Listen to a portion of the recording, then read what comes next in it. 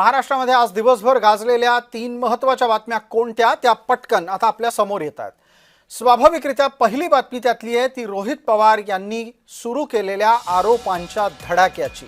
अजित पवार यांचा मृत्यू संशयास्पद आहे याचा पुनरुच्चार रोहित पवार यांनी केलेला आहे। विशेष म्हणजे अजित पवार यांच्या संदर्भात केलेलं विधान आणि व्यक्त केलेला संशय हा त्या दिवशी केला गेला ज्या दिवशी सुनेत्रा पवार यांनी पदभार स्वीकारलाय।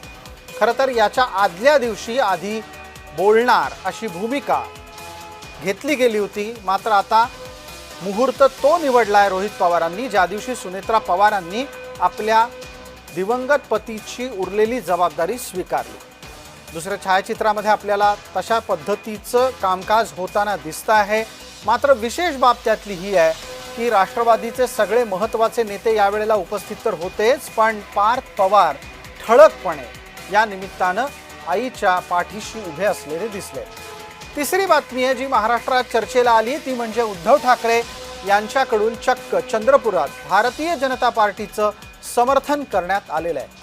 वाटेल ते झालं तरी 2 गुजरात्यांच्या बरोबर जाणार नाही असं ठाकरेंनी मुंबई निवडणुकीत विधान केलं होतं, मात्र चंद्रपुरात त्या संदर्भातली परिस्थिती बदललेली दिसली आणि यानंतर संताप झालाय तो काँग्रेसचा। आता वळूयात या बातम्यांच्या विश्लेषणाकडे।